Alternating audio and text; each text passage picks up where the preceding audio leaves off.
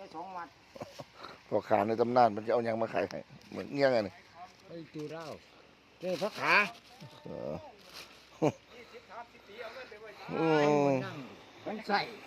สิว่าเขาไข่กับโบแมนที่ตรงตัวข้าวสิว่าเขาไข่กับโบแมนเงินของทุกคน ผัดกันชมเนาะ ก็พักกันชมพักกันใส่ อืม บ่จะไปเสียคนหรอก เดี๋ยวหน่อใหม่เนาะบ่ได้ซอยดอกบ่มีหยังเลย บ่มีแล้วคือเขาตูไทยเขาหมุ่งขาไงบ่ได้เมื่อล่ะสิเฮ็ดสะโพดได้เลย อืม เพราะว่าบ้านเขานั่นน่ะบ้าน ว่านเบิดแล้วบ่เขาน่ะ มันพูดสิมันปลูกของ อืม ไทยขึ้นมื้อนี้ก็บอกเขาไปปั้นให้ อืม มันก็บ่งามได้แล้วน้องมันจักหญ้าจักยุ่งบ่รู้โคเกมันปลูกของ เห็นกันแรงอยู่นี่บ่เขา ว่าจังว่าฝนบ่มา แถวเฮานี่ จังได๋ดอกเดือน ขึ้นไปพุ่นแม่นบ่นี่โกยจูวางก็ขุนเขาสิเก่งน้ำมาแล้ววันอีกอยู่หั่น